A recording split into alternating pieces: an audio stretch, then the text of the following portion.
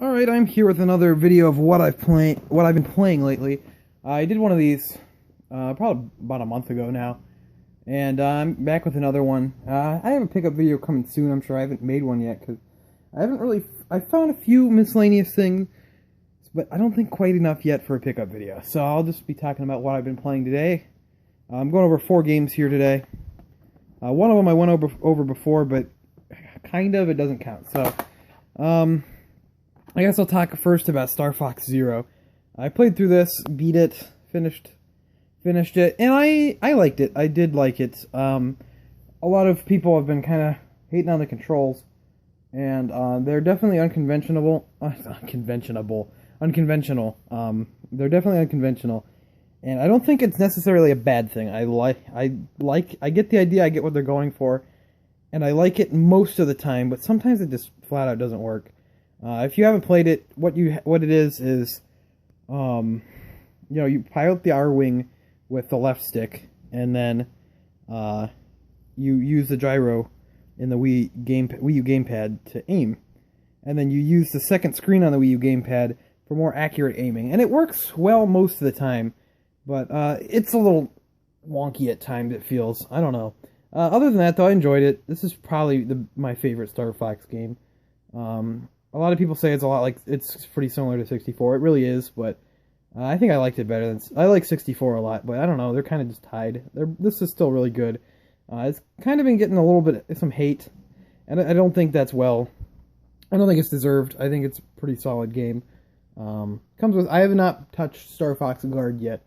To be honest, it doesn't look really interesting to me, but I'm sure I'll give it a try at some point.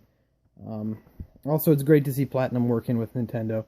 I love Platinum games, so it's great to see them working with Nintendo. And Star Fox Zero, pretty good. I liked it. I give it probably a 7 out of 10. I don't like to give ratings because it's not perfect, and a lot of people say it's short. I think it took me about 3.5 to 4 hours to complete, and that's all I was expecting. You can go back and do a whole lot of extra paths and a whole lot of other stuff. I just didn't really want to. But I enjoyed it. I had a good time. Thought it was a great game. Must add to the Wii U library, I think. So yeah, I'd say give it a go if you're interested. Not much else happening on the Wii U right at the moment. Other one, I talked about this in my last video. I'm going to talk about it again. Uncharted Nathan Drake Collection.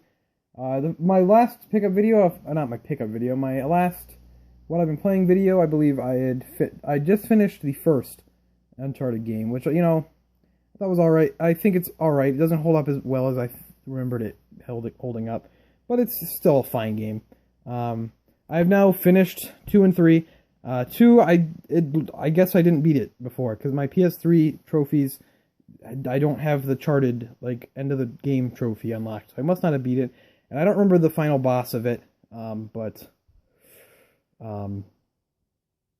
I must not have beaten it, but I remember getting really close, and I should probably look at my PS3, because I probably was about 95% of the way through that game. I don't know why I didn't finish it. Maybe something came up. I don't remember. It's been years. But I really enjoyed 2. 2's really solid. A lot of people like 2 over 3. They're wrong. 3 is awesome. 3 is the best Uncharted game, right now at least. I've been playing these to get ready for 4, which I'm super excited for. Really excited for Uncharted 4. Next video for sure of what I've been playing. I don't know how often these are going to come out, but next video for sure I'll be talking about Uncharted 4. But yeah, I'm super excited for Uncharted 4. Uncharted 3 was really, really good. Really, sorry for the beeping in the background. Uncharted 3 was really, really good. I really enjoyed it. Thought it was, fantastic. My one complaint though on Uncharted 3, it's still my favorite Uncharted game. 2 is pretty solid, but it's not as good as 3, in my opinion. I think 3 varies it up a lot more. Uncharted 1 is basically running from one, alright, gotta shoot everyone up, arena to the next, and then every once in a while, Nate tries to open up a door, and then something collapses right in front of the door, and he's like, well, I'll find another way around. That's basically all of Uncharted 1, in my opinion. Someone's gonna get really mad I said that. Uncharted 1's still a good game, but it's not as good as the other 2, and I don't think anyone's going to argue me on that. 3 is still my favorite, but if one thing I have to complain is that it focuses a lot on the hand-to-hand combat, and I found that kind of odd, and I found it kind of annoying, and I just didn't particularly care for it, the hand-to-hand. It wasn't so hot, but that's just me. I think I like Naughty Dog makes some solid games. Well, they've made some solid games.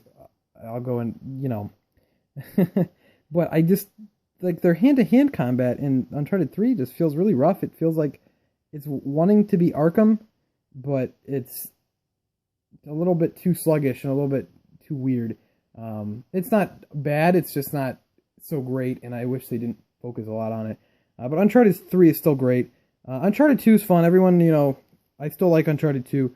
Everyone loves the train part. The train part's really cool. Uncharted 3 is cooler, though. I mean, it has the ship part, where you're on the sunken ship. That part's really cool. The airplane part, I guess these might be spoilers, but okay. It's a 5-year-old game, I guess. Sorry about that. And they're not really spoilers. They're just some of the cooler set pieces. I think everyone's talked about them at some point. But really enjoyed 2 and 3. Super excited for Uncharted 4. Looking forward to that. That's like less than a week now. I have it pre-ordered. Ready to go. Gonna get that day one. I'm gonna play that a bunch.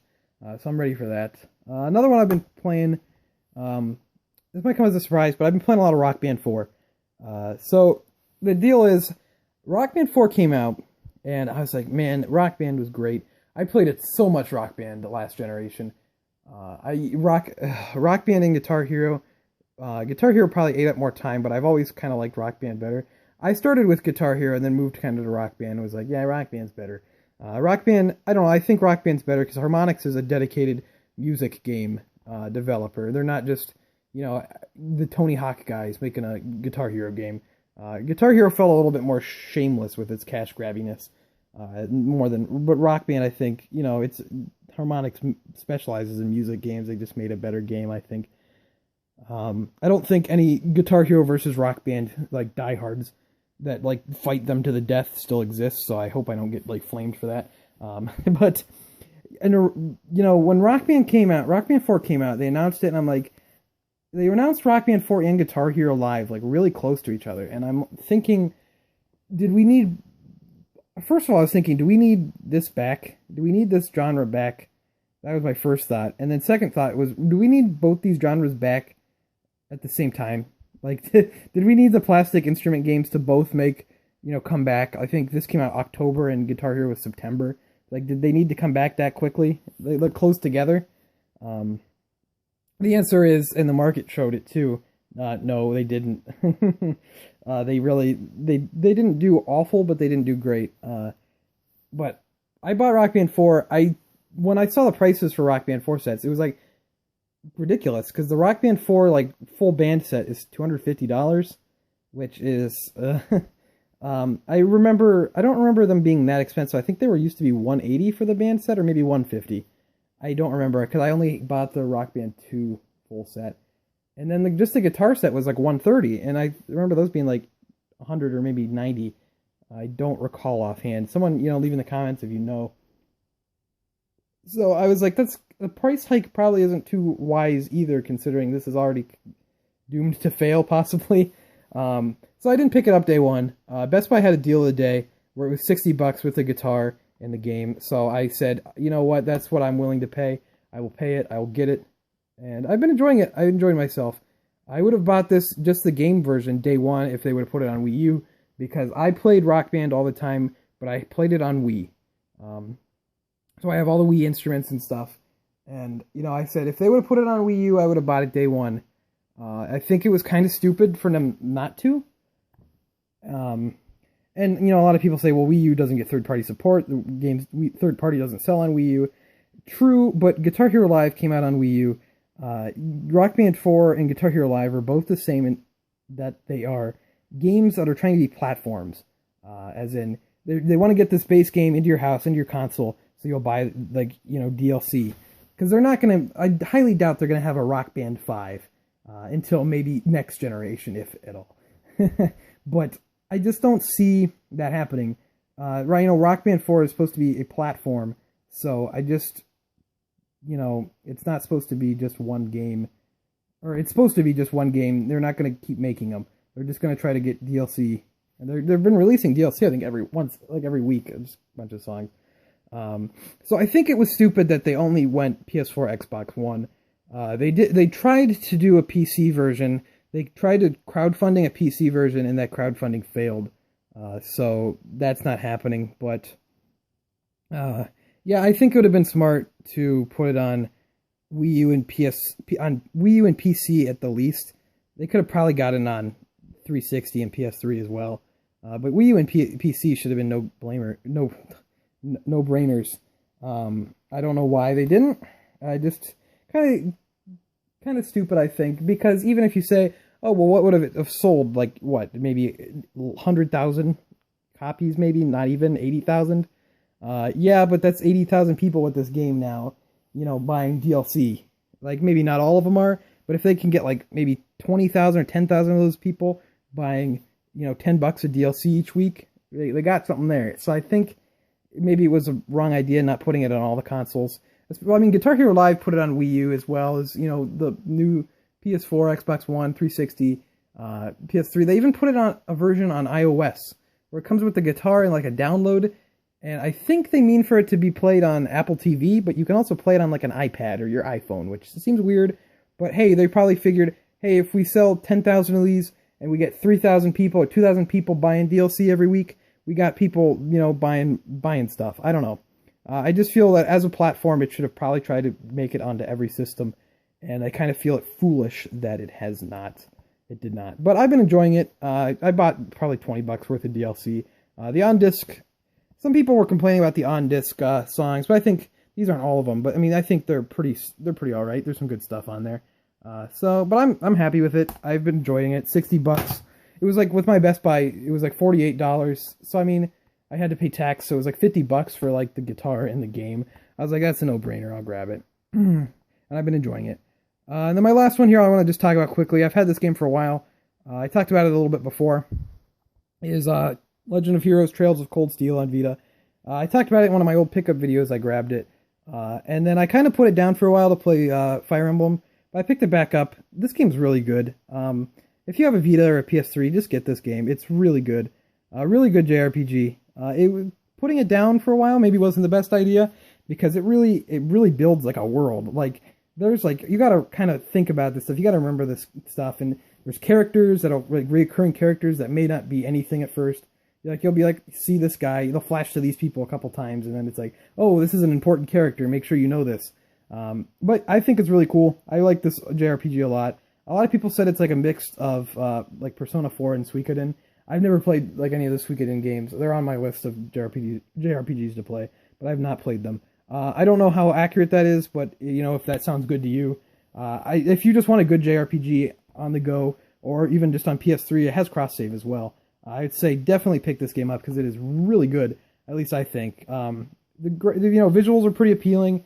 The voice acting is really good. Characters are good. The writing's not like painful. It's pretty solid. So I'd say give it a go. Definitely pick it up. And one thing I can say bad though is that sometimes it gets a little. It feels like it's padded just a little bit. It feels like there's padding sometimes, but it's not intolerable. And sometimes the frame rate gets weird. And it's like when there's a bunch of characters on screen. That's like when I've noticed it. But that's just on the Vita version. I would assume the PS3 version would not have that problem. But Trails of Cold Steel, awesome JRPG. I'm like 40 hours in. I don't see a light at the end of the tunnel anytime soon. Actually, I think I only have like 3 more chapters left. But the chapters are like kind of long. So I'll probably be in this game for probably 50 hours or so when it's all said and done. I don't know how long this game is. But I would definitely recommend this for a PS3 or Vita owner. There's sequels coming out this September, so be on the lookout for that. And that's it for this what I've been playing video. Make sure to leave a like or a comment with leave a comment with what you've been playing lately, and leave a like if you enjoyed. I'd like to thank you for watching, and I will see you next time.